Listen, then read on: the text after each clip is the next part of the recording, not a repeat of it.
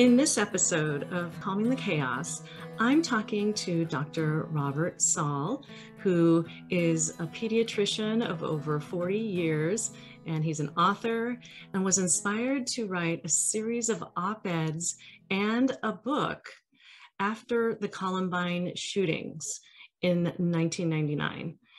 And his book, which is called My Children's Children, Raising Young Citizens in the Age of Columbine, is one of the focuses of our conversation today. Now, I originally interviewed Dr. Saul back in October of this year, so just about a month ago. And then the Oxford High School shootings happened in Michigan. And I thought I might want to go ahead and reach out to him by phone. And we did talk on December 4th. And so this episode of Calming the Chaos will be a little different than most of them, in that I will have sprinkled into the interview I did on October 11th. I'll also have some conversation with myself and Dr. Saul about the Oxford High School shootings that happened just after Thanksgiving this year. So this interview is just a couple of professionals getting together, talking about parenting and the chaos of parenting in light of some of the violent things that are happening in our world today. I hope you enjoy today's podcast, and it's called The Chaos of Parenting with Dr. Robert Saul. Hello, and welcome to Calming the Chaos podcast, where we talk with people around the world who can help you find peace in a chaotic world. I'm your host, Tracy Canella, licensed mental health counselor, certified eating disorder specialist, and advanced clinical hypnotherapist. Calming the Chaos podcast is for those who want self-help resources and education. It's not a substitute for counseling or psychotherapy. So if you like what you hear, please subscribe and share it with your friends. Thanks so much for listening. And now, let the chaos begin.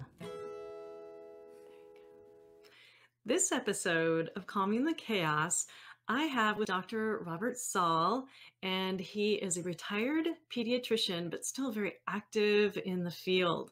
He has more than 44 years of experience working with children, families, and parents.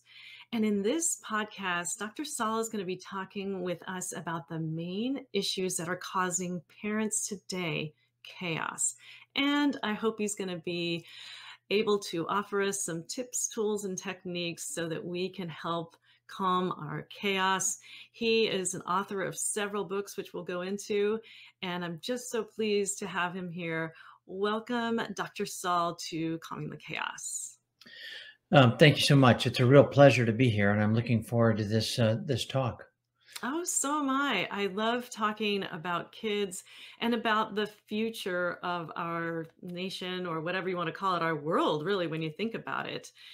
And so, yeah, let's start talking about you a little bit, about how you got interested in the field of pediatrics, maybe your story, whatever you want to share with us, just so we can get to know you a little bit better. Sure.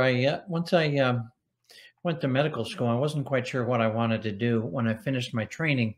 But near the very end, I decided on pediatrics. And then as I was working in pediatrics, I wanted to also work in genetics and birth defects. So in addition to doing a pediatrics residency, I also did a medical genetics fellowship at the time.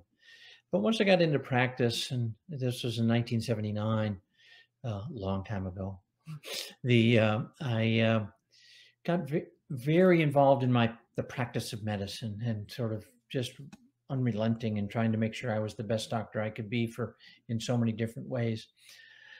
And about 14 years into this, I realized I wasn't paying back to my community like I wanted to. And I heard a talk. I went to hear a healthcare futurist. I wasn't quite sure what that was, but I thought, what the heck? And I heard 12 words that have sort of been my mantra going forward, that have really made a difference in terms of my ability to sort of calm some of my chaos, if you will, and hopefully help some others look toward the same sort of response. I heard that for anything that happens in the community, we need to say, I am the problem, I am the solution, I am the resource. So those 12 words, it took a while for me to internalize those words. Like when oftentimes you hear things, you go, wow, that's really good. But what do I do? What difference do I make? And so it took me a couple months really in my busy schedule to sort of internalize those and then say, okay, since anything that happens in the community is my problem, it's not their problem. And I need to be the solution. I need to devote my resources to it. So what can I do? So I went to the community leaders and said, put me in. If I do have a trusted voice as a pediatrician in the community, and I've been in the community 14 years, I'd like to think I could use that in a positive way. So I got involved in a variety of things, Chamber of Commerce, a variety of things. And in some ways I was sort of smugly thought I was really doing a good job.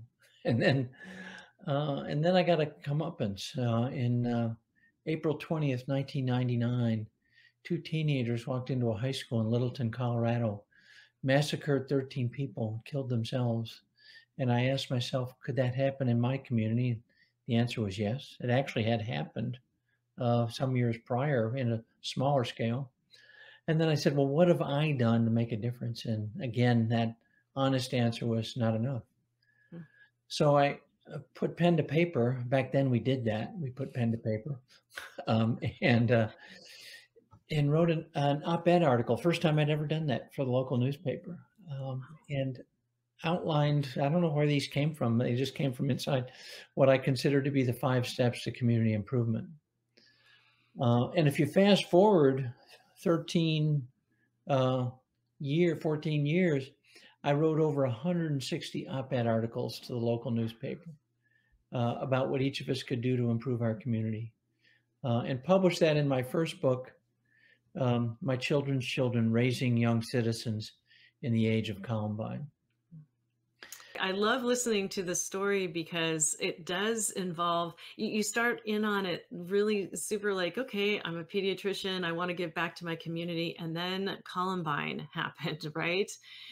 And did you come up with this idea of raising children to be good citizens as a result of Columbine, or were you already doing that?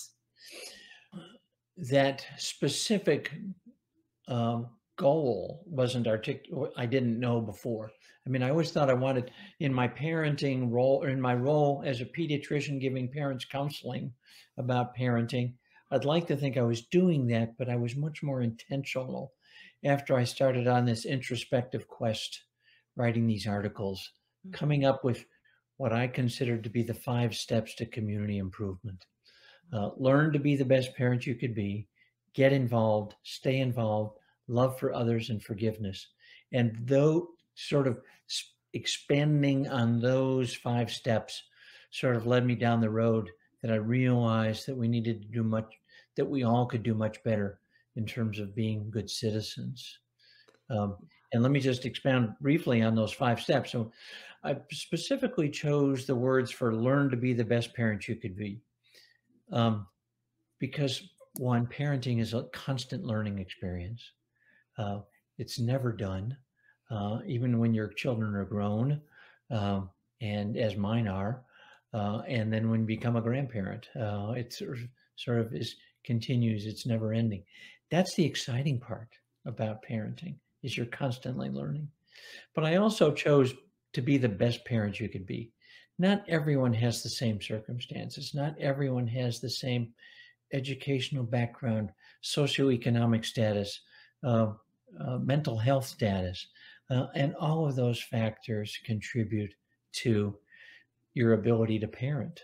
Because one of the things I've learned is it's not my role to tell people what they should be doing.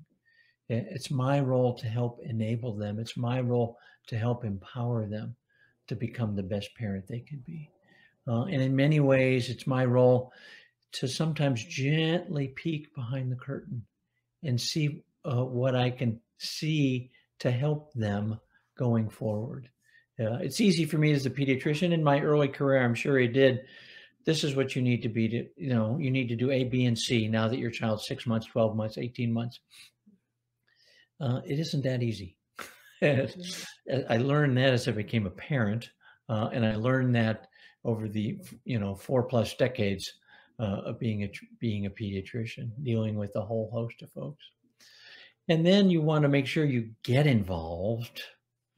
If you're going to do those 12 words, I am the problem, I am the solution, I am the resource. But then sometimes it's easy to get involved, but you need to stay involved. Things will change. Courses will alter.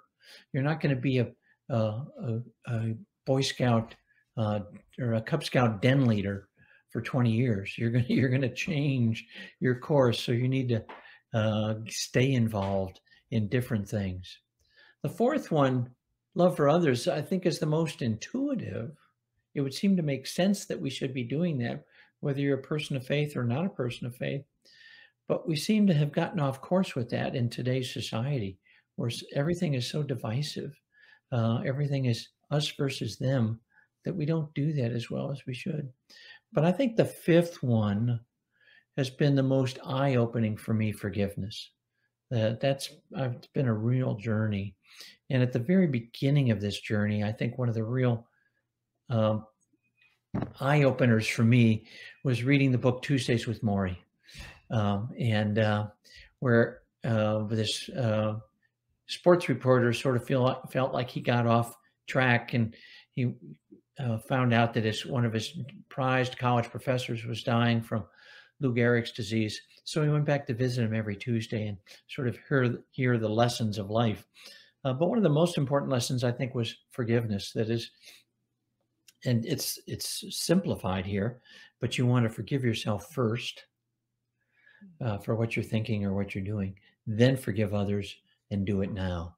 So that's sort of the 5 steps, and going over those 5 steps sort of taught me that I think what we've lost track of in our society is being good citizens, caring for each other, caring about each other. And that's why the subtitle to the book, Raising Good Citizens in the Age of Columbine. Right. So this was developed, the 5 steps were developed out of your op-eds that you were writing through a period of time. And then you expanded on that and wrote it into a book called My Children's Children, Raising Young Citizens in the Age of Columbine. Is that right? Yes. Yeah, I think I might actually have a picture of it here. This is the book, I believe, that's on your website. And That is correct. Yes. So Dr. Saul's website is in the notes, but it's also going to be on screen. It is www.mychildren'schildren.com. And he's got all kinds of resources on there to be helpful. So this was written back right after Columbine, is that correct? Yeah, well, I mean, I wrote all the op-ed articles and I shared them with people across the country, and they said, you need to turn that into a book. So around 2010, 2011, I started putting it into a book and self-published it in 2013. And specifically chose the title, My Children's Children. Pediatricians tend to be fairly paternalistic. Maybe that's not, or maternalistic. Maybe that's not good, but I think I wanted to make sure I was writing the book for my children's children, any grandchildren that I have, and I now have 2. For my children's children, the children that I've cared for during my over 4 decades of practice, and then my children's children, any children that I've advocated for over my career. And that's probably where I'm doing most of my work right now. Yeah, I asked my husband the other day, where do you listen to what the kids are listening to? And he was kind of going like, I don't know, TikTok, go to Instagram, go to Snapchat or something like that. And it's just, I found that even though I work with children, which is age 13 and up, as far as I'm concerned in my private practice, I still feel like maybe I'm not as connected to today's kid as I could be. And I wonder if that is part of what you do, because you're still very active in helping parents and, helping them in this task of creating good citizens. So how do you connect with kids? Well, the honest answer is, now that I'm retired, I don't connect as well with them as when I was seeing them in the office. But I'd like to think that when I'm trying to keep, I'm the president of the South Carolina chapter of the American Academy of Pediatrics. So I'm on this constant educational journey for what my colleagues are going through now and how I can advocate on their behalf in terms of the good and the bad of social media, and then trying to help parents negotiate some of the good and the bad of social media. So I don't have my pulse to write on children and social media in terms of specifically what they're looking at. But I'm trying to learn as much as I can and get the message out to parents and my colleagues through advocacy and what we can do through our professional organization. The American Academy of Pediatrics represents 67,000 pediatricians nationwide, and we're constantly trying to understand what we can do to help our colleagues and what we can help parents advocating for children on their behalf. When I spoke to Dr. Saul on the phone on December 4th, I asked him about the parents of the Oxford High School shooter. Specifically, shouldn't they have been more aware of the warning signs of possible mental illness? And also, why would they put a 9mm assault weapon in the hands of a 15-year-old? Here is what Dr. Saul had to say. It's interesting, after the Columbine shooting, I got really interested and read all sorts of books. And, you know, as a parent, at least for me as a parent, I asked myself the question, how could if my child did such a heinous act and then killed himself, how could I not know that? How could I not at least have some inkling? And I remember sometime after the Columbine, Dylan Klebold's mother did a 60 Minutes or one of those shows about how she just didn't, in retrospect, obviously she could recognize some things, but at the time, there weren't all the clues that one might need. So many of the things were hidden, and so many of the things were him with his friend. That was a very toxic relationship. In contrast, this episode seems like I mean, again, we don't know all the facts yet, and that will take a while, but this just screams mental health, even before we know the events of the several days around the time, because apparently there had been a call to the parents, they didn't come. Apparently there was, the day of the shooting, they actually came to the school, and then we find out that days before they had essentially enabled their son, empowered their son to do something heinous by buying a 15-year-old some sort of pistol. You might, I don't know how you feel about firearms. I'm not a fan, but if I was going to do anything, it would be something for hunting, I presume. Nothing that is basically designed to kill somebody. I certainly wouldn't get that for my son. And I would suspect in some way, shape, or form, he has been troubled. And so I guess that for me, one of the take-home messages is, as parents, we concentrate on physical health. I mean, if a child has sore throat, bellyache, headache, we're usually quick to sort of attend to those needs and take them to the doctor if we need to. Mental health is just, and of course you know this as well as I do, mental health is just thrown into the basement and we pull up the stairs.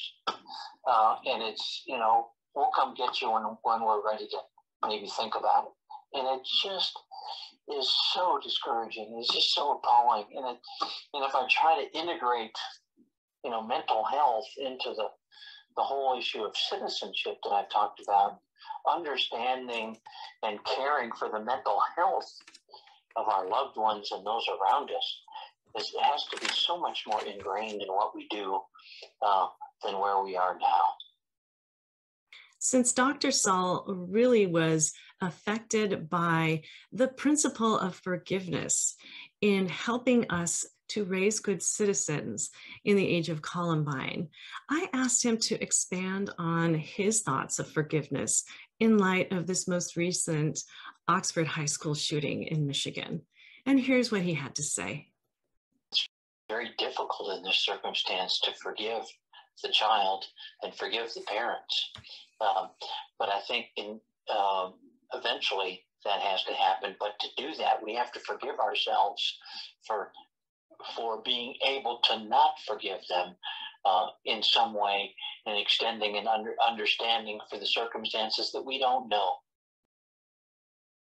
I also asked Dr. Saul on December 4th how we might inspire parents to be good citizens, even if they don't want to, and also inspire our children to be good citizens in light of all the violence that is going on in our world today.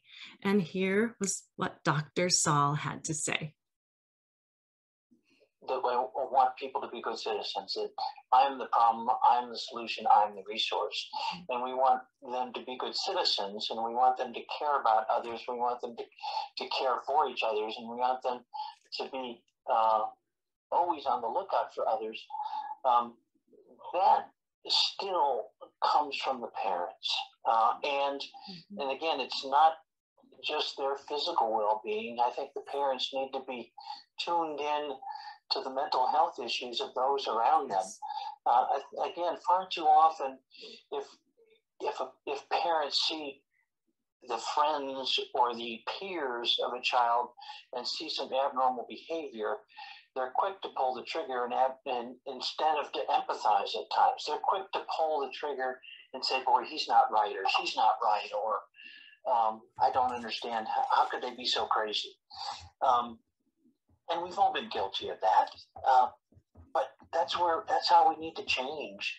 We need to learn empathy. We need to be able to put ourselves in other people's shoes. We need to gently peer behind that curtain and try to figure out what, instead of saying what's wrong with you, it's more like what happened to you. That can be so empowering as we try to help folks. It's easy to point out the faults of others, but it's not so easy to understand how those faults might have developed. Again, instead of saying what's wrong with you, it's what happened to you. What experiences happened to you in the past that have led to this behavior? What unfortunate series of events or relationships could have led to this, and how can we do better? Much more proactive than reactive.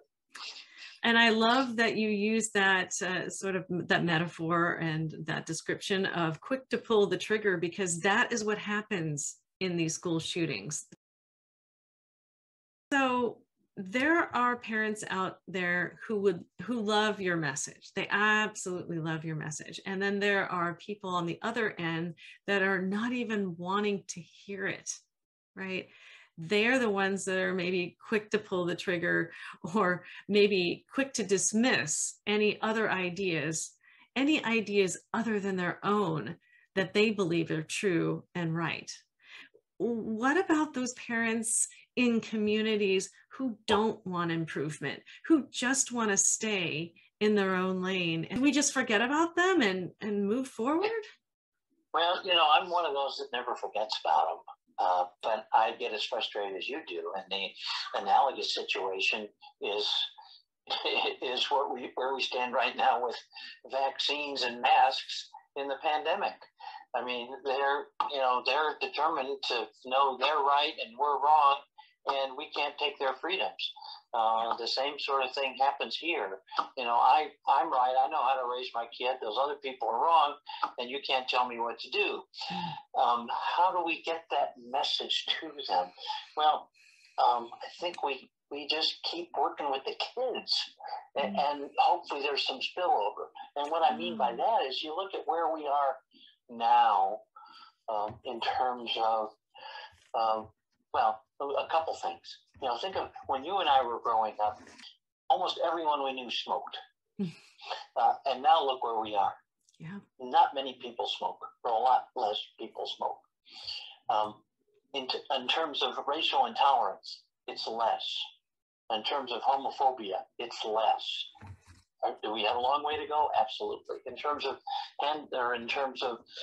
acceptance for transgender people, it's better, but it's not as good as it should be. So I think we just have, and I think where really the change occurs is what the youngsters bring home and change in their parents going forward. Because when they finally grow up, then generational changes occur. Because there's another kid, another family ready to do the same thing, and we need to figure out how to reach out to them, or make sure they could reach out to us. If we were to sit around, and even in a general group of parents in a high school, and say, could this problem happen in our school? And if 100% of people didn't say yes, they were either asleep or haven't paid attention. And so then the next point is, okay, so how can we forgive ourselves for not understanding how this could happen? And how do we forgive ourselves for not being a part of the solution? That this, not after the fact, but before it might happen. Yeah, no kidding. Because forgiveness, I think, I agree with you, is something that we need to do, or even at least how I was trained in counseling is understanding it in the context of what actually happened. And so if there's not forgiveness, at least there's understanding about how it could have happened and how we can do better going forward, right? Yeah. Right. Have you kept up at all on the whole Facebook whistleblower and all of that news that is coming out around that, and about the effects that social media has had on our children? And what is your insight about that, and or opinion, or just anything that you'd like to say about social media and kids? Well, I think social media parents need to understand and be a part of their child's social media immersion. It's not and should not be an independent thing that children are doing, and especially their teens. It's easy just to say, "Well, I hope they're behind closed doors and they're listening to what I'm telling them about doing this." And the American Academy of Pediatrics has worked hard to engage in Instagram, Pinterest, TikTok, Facebook, and those other things, in terms of trying to advocate for what the positive things that are coming out, but the absolute negative things that are coming out. I mean, I keep reading about Instagram, and now that Instagram is a part of the Facebook family, and how teens are so wrapped up in it and the images that it portrays. And there certainly are positive things that can come out of that. And for some children and some teens that are undergoing some internal chaos, there might be certainly some positive things with that. But we certainly know there are potentially very negative ills that can occur with that. So it's, parents cannot do this when it comes to their children's social media. So what you're saying is parents should be more involved and actually partner up with their kids when they are allowing them to go on social media platforms. Is that correct? Yes, Yeah. absolutely. Is there a way that we could help parents to do that? I don't know if there's a formula. Maybe I'm just sort of wishing here. But, I know that kids, especially when they get to be teens, they're moving toward more independence. And sometimes parents get kind of worn down about the chaos of being a parent to a teen. Is there any kind of tools or tips that you might offer parents? I have a tool. It's not the be all and end all, but I have a tool or a process that I think is very helpful, and it starts after birth. And it's actually the topic of my last book, or my most recent book, Conscious Parenting Using the Parental Awareness Threshold. And so let me go over that, because I think that's a helpful tool. It gets more difficult to use in the teen years, certainly, but I think it's still applicable. When I was changed jobs late in my career, I went through some leadership training. And there was a term called conscious leadership. And I really sort of embraced that in many ways. Conscious leadership, and they sort of had a line.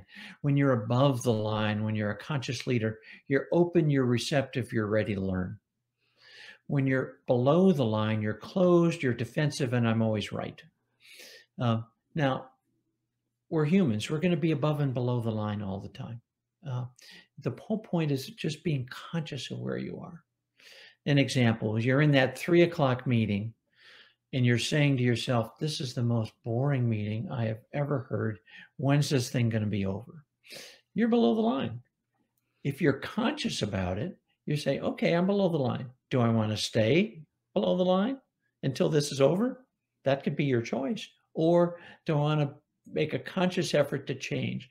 Do I want to be more open, receptive, and ready to learn? And so you can sort of then try to get above the line. And so the whole point of conscious leadership is to be more conscious of where you are. Even when you're below the line, you're conscious of it, so you can try to make changes. I think that line holds for parenting. And I have titled the line, the parental awareness threshold. When you're above the parental awareness threshold with your children, you're open, you're receptive, you're ready to learn. When you're below it, you're closed, you're defensive. I'm right, I'm the parent because I said so. And that process of being above or below the line, it happens in the moment when all of a sudden you're confronted with an issue, but it can also happen in retrospect. That is, you might have had that encounter with your teen, and we'll use teens here, where things didn't go well. And if you then take that introspective look and say, well, I think they weren't listening, but in reality, was I listening too? Was I consciously below this parental awareness threshold? And if I was, what can I do to make a difference going forward? And I sort of see a 3-part process to that. Again, sort of simplified, but I think it's helpful, is when you're in that situation where things aren't going well, you need to pause.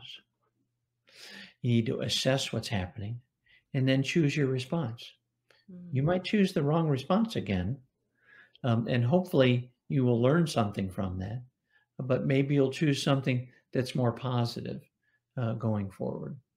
I mean, in a quick example is your teen comes home with a not so good report card. An easy below the threshold response is, I told you you weren't studying hard enough, and you can't have the car keys for a week, and all of your other privileges are gone. It might be worthwhile to take a more above the threshold approach and try to sit down and see indeed what was going on. Maybe there's some social, emotional issues. Maybe there's some learning issues.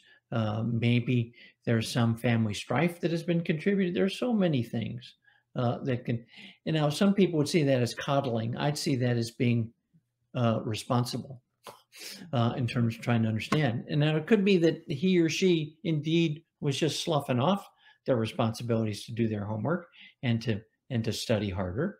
So there might be some reasonable restriction of privileges, but a knee-jerk response of saying what you can't do 1, 2, or 3 is not helpful. If you did that at the time, hopefully what you could do with a trusted friend, observer, be that your spouse, your sibling, your parents, whatever, is say, this didn't go well. And this is what I did. What do you think how do you think I should have handled this? So you can start doing better going forward. I don't know how much you know about the shootings in Michigan, but these parents were all over social media and they were saying, hey, this is the gun that we bought him and he's out here for target practice and here we are. And he's posting that he has a new gun. And like you said earlier, if you're going to buy your kid a gun, why are you buying them a 9mm assault weapon? right? Yeah. Yeah, the type of gun that they chose to buy him. Even if they say they didn't buy it for him, there's all this social media trail. And then there's the fact that the kid was there in the store with them when he bought it.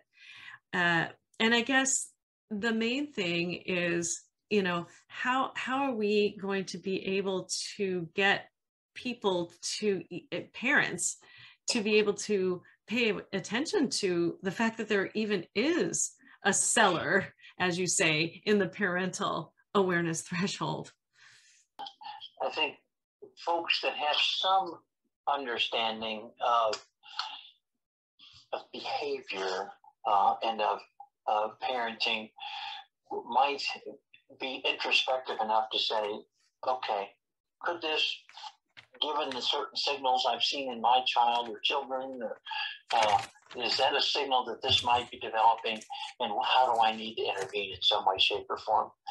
I think there's still a lot of parents that aren't going to accept that, but I think we just need to keep plugging along. And some of that, again, is, the younger generation. I think we need to have more mental health awareness in schools. We have sex education.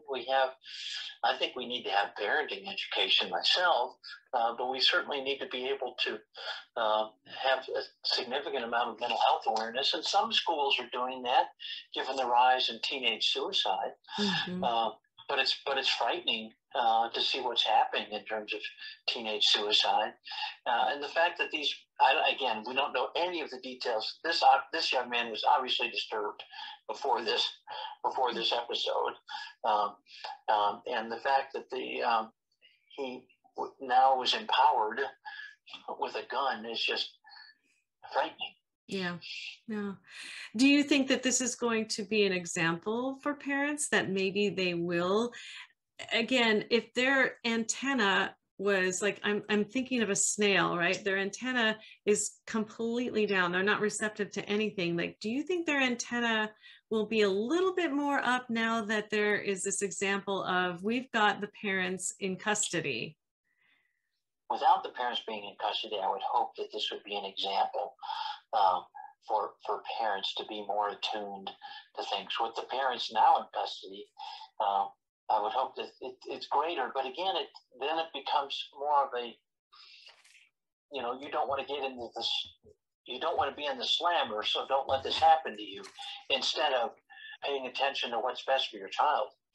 Yeah, that's kind of a harm reduction approach, because we'll take anything that we can get at this point. Anything that can get the antenna a little bit more up, even if it is a motivator of, I don't want to be in the slammer, it's better than what's happening now, is my view of it. I think the freedoms to use as indiscriminately as I think they're used, guns in our society are a misguided privilege, not a freedom. Gun regulation is not gun elimination, and gun regulation makes perfect sense. And I guess to me, gun regulation is equivalent to essentially getting everyone to, if you can regulate guns in the same way, getting vaccines in everybody to protect them it can be just as sane, and not restricting, and actually provide more freedom.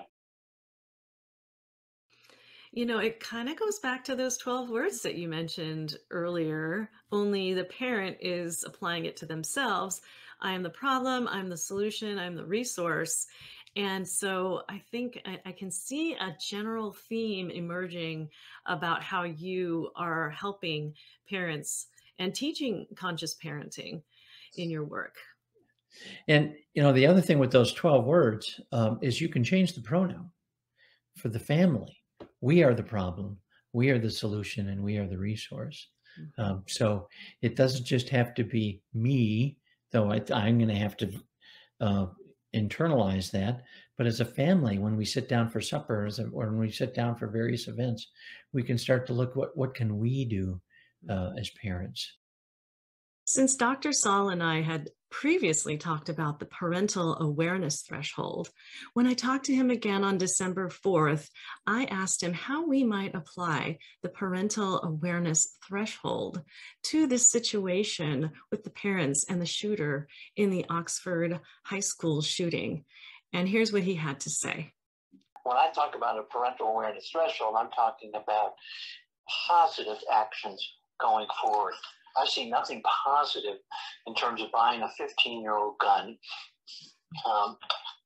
and not controlling it in some way, shape, or form. I mean, there are a lot of parents that are going to buy 15-year-old guns and go have target practice, and I guess that's okay. I don't like that.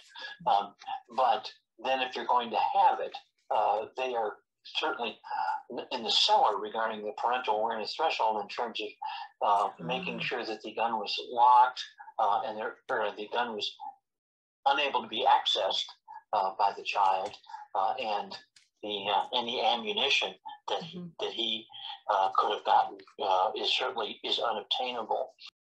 My purpose of articulating conscious parenting, and is what the first book had also, is raising our children to be good citizens. I think as we've lost track of that, good citizens care for each other, care about each other, help each other, and in our society where we have sort of adopted a approach of we're just looking for happiness, we forget of what we should be doing. And when my parents divorced when I was young, I remember my mother, I'm sure out of guilt, saying, "Bob, I just want you to be happy. I just want you to be happy." Now, fortunately for me, she set a much better example than me just selfishly going out into the world and making myself happy. So she set the example for what I can and could be doing going forward. So I think if we raise our children to be good citizens, happiness is a secondary effect. Again, that maybe is oversimplified, but I'm devoted to that principle going forward. Yeah, so the overarching theme being that, again, we are the problem, we are the solution, we are the resource, going into conscious parenting and being aware. That parental awareness threshold is that line to where even if you go underneath it, being aware that you're underneath it, and the 5 steps to community improvement, just so many resources you have for parents. I wanted to ask you if you could offer anything in regards to a parent, if they have just severe behavioral issues in their child. If they are, so we're talking about if a person has ADHD or autism, they're really struggling and their own parental resources are getting worn down, getting used up. Do you have any tips for parents to calm their chaos or to be able to take care of their own self effectively so that they in turn will have the energy to use to support their child? Boy, that's a good question. And that's also a toughie because what happens in the office sometimes is easy to say, but hard for that parent to do as soon as they get outside in that situation. So I think it's important for that trusted counselor, the pediatrician, the licensed counselor, the psychologist, the psychiatrist, is to sort of help, again, gently peer behind the curtain of the parent and see what resources they have and what they can sort of guide them in ways that might be helpful. Some parents might do very nicely with just a pamphlet or a book or something. Some parents might need that counseling, but some parents might not even have the resources to get to the counseling, might not have the ability to have a car to get to the counseling. So some of that is then using the social workers in your, wherever you are, engaging them and seeing what resources are in the community and seeing what sort of holistic approach one might be able to take. So I didn't answer your question specifically in terms of A, B, or C, but I think it sort of depends on each individual encounter. Yeah. Well, and I do know that just the fact that you have all these resources on your website and all the books that you have published is actually a reassuring thing for parents. And so I do have a clip from your website here. I just love this picture. You look so happy. Dr. Saul deeply cares for all children. I just love this. Go visit his website. He is located at www.mychildrenschildren.com. And this is where you can also get books, right? You can order books through your website. Is that correct? That is correct. And you were specifically, I mean, the other thing is, as I said, my last book, Conscious Parenting, you can't pick it up and have all the answers. I specifically put it in the reference section, many books within the American Academy of Pediatrics that might be very helpful for parenting along their journey. There is no one easy book that's going to give you all the answers. It's reading, it's learning, it's understanding, it's altering, and then continuing that cycle. Mm-hmm. And sometimes you get tired of it. I mean, so that's when that's when you get below the line. And again, there are going to be times when you're going to, want to go outside and scream, and that's okay too. Yeah, and that's when you draw upon the resources that are available to you in your local communities, right? So that's where it starts to be like from those who have lots of energy or more energy, possibly because we're not parents anymore, we're grandparents or something else, then those resources are provided hopefully to the parents who are really, really struggling, or they're in a storm, the same storm as we all are in, but they're in a boat that is, like a life raft that has a hole in it, right? So we need to be there to offer resources to parents who are really super tired. Absolutely. Yeah, I have another, and I think these are all your books. Is that correct, Dr. Saul? That's correct. And then the first one also, but the children's book is is a series of illustrations about what each of us can do in our community to make a difference. And it sort of tries to play on the themes from My Children's Children. The one in the middle, Thinking Developmentally, is more of a scientific book. It goes over a construct of early brain and child development, and then that's for the first half of the book, and then there's that so what? Well, what do I do about this? The second half of the book tries to look at what you can do, what parents can do, what policymakers can do, what pediatricians can do, what we as social policymakers, as citizens can do to make a difference and use this information. Awesome. Yeah, thank you for that. And again, these are available on Dr. Saul's website, www.mychildrenschildren.com.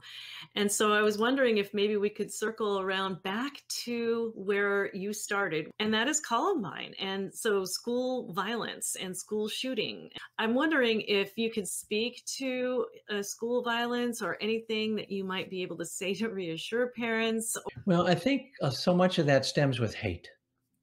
So I think to reverse the trend in terms of hate, that needs to start at home. We can't eliminate all hate, but if we can start to really make a difference in terms of what understanding. And so how do you get rid of hate? You get rid of hate by reconciliation. And reconciliation to me is meaningful dialogue where you're listening and willing to accept what people are saying and seek a joint path going forward. So I think what's happening is we've lost track of that again in school. Now, this I probably will never fly, but in my perfect world, we have citizenship classes in school. When I was in school, of course, the girls had home economics and the boys had wood shop, and those things have probably gone by the wayside. But citizenship, to me, is so important, and we don't teach it as well as we should. We need to be teaching people citizenship, and that can, again, citizenship is whether you're a person of faith or not a person of faith. And so I think it's so important that we learn to recognize the signs of hate, and how we can try to turn that chaos around in our own family. And it's so easy to say, you're from the state of Washington. It's so easy to say when that Washington versus Washington State football game comes up every year. Boy, I hate those. I don't even know what the nicknames are. Boy, I hate those Cougars, or boy, I hate those whatever. Don't use the word hate. Let's eliminate the word hate from our vocabulary. Another word I want to eliminate from my vocabulary is the word stupid. When you say someone's stupid, you're putting yourself above them. And I think we need to understand that we don't like their actions, but are we really above them? And so that's tough. I mean, because and so many, and then the whole process of forgiveness too. I think we need to be looking at how we can practice forgiveness, not just personal forgiveness, but I think social forgiveness is so important. It's easy. It's easy for us to say it wasn't me; they did that, but it was us. They is us, and we need to be a part of that solution. Again, I'm the problem. I'm the solution. I'm the resource. But we need to extend social forgiveness. A quick example was the American Medical Association years ago did not allow black physicians. They realized the error, subsequently changed, but 15 plus years ago, they issued a group apology saying we did wrong. Now, each of those people that said that, they did not do wrong. It was their predecessors that did wrong. But they realized as a group, that as an association, as a professional organization, they needed to acknowledge what they had done and forgive themselves first, ask forgiveness, and do it now. And so what you just described was an example of social forgiveness? I think so. Yeah. Yeah. Okay. And it helps you reset your moral compass going forward. If not your own personal moral compass, your group's moral compass going forward. Right. Yeah. Right. Well, so in terms of the violence, it is rooted in hate. So just being able to do your conscious parenting and use that parental awareness threshold to detect hate, either as a feeling or an action, or even eliminating that word from your vocabulary, and even going so far as to eliminate stupid. I would personally like to eliminate a lot of judgments that we have against each other that are not helpful. And that is my perfect world, or what do you call it, Pollyanna-ish way of wanting things to be. So Tracy's nirvana. My nirvana, yeah. Well, I did want to play, if you will allow me, a clip from your website when you did an interview with the news. It's about 2 minutes long. Is that okay if I play that? Absolutely. And then I'll meet you on the other side. Well, joining us today at noon, Dr. Robert Saul. He is the Medical Director of General Pediatrics with Prisma Health, Children's Hospital Upstate. Great to have you with us here today, Doc. Thank you. So tell us about this new book you've co-written here, Thinking Developmentally. What does that mean? Well, what we found out is there's a great deal of science that's now available in terms of early brain and child development. And we can use that science to figure out how the brain is developing, what changes occur because of parenting, what changes occur because of the environment, and how that translates then into adult health. And we need to be doing so much more. So we wanted to take the science that we now know and talk about what we should be doing in our communities. Yeah, it's a very young age that lets you know what's happening for the future, isn't it? Correct. Yeah. So let's talk about it here. Healthy children, nurturing families, caring communities. That's not happening in a lot of communities, is it? Well, no. And that tells you the problem is multifaceted, that so many of us need to contribute in so many different ways. We need to do everything we can for the children early on, making sure they're appropriately nurtured. We need to make sure when they hit the school age that they're appropriately nurtured. We need to help we need to empower the families to do what needs to be done. And we need to make sure the communities do what needs to be done. Yeah, you say this is a book for anyone who cares for children. Absolutely. Yeah, this is for everyone that cares about children. They might be think they're a little turned off by the science, but the whole point of the back of the book is how to use this information in a positive way. Overall, what made you want to do this? Well, my career has been aiming me in the direction of what can each of us do to help our fellow citizens and help our neighbors. And that's where my career has been taking me. I like what it says on the cover here, dedicated to the health of all children. Hear, hear. Right? Correct. Yeah, it's amazing. For those of us that grew up in a wonderful home with 2 parents and siblings, it's hard to see others not having that. Correct. But even those of us that grow up in 2 homes or a beautiful home with 2 parents, there can be issues that we all need help. They sure can be. A lot of pressures in this world, aren't there? Absolutely. All right, Dr. Saul, thank you so much for stopping by. And many congrats and good luck with the book. Thank you. Aw, that just made me feel all warm and fuzzy. What about you? Well, thank you. It's nice to see that interview again, and I stand by what I said. Right, building communities, really, and that is, and we are, again, the problem. We are the solution. We are the resource in our communities, for sure. You, of course, can go to Dr. Saul's website at www.mychildrenschildren.com to learn more about him, to see his books. Dr. Saul, it was such a great honor to have you here with us today. Is there any parting words of wisdom or otherwise you'd like to say? Well, no, I've really enjoyed this. In the words of somebody who's now been discredited in some ways, but I still like the words: be well, do good work, keep in touch.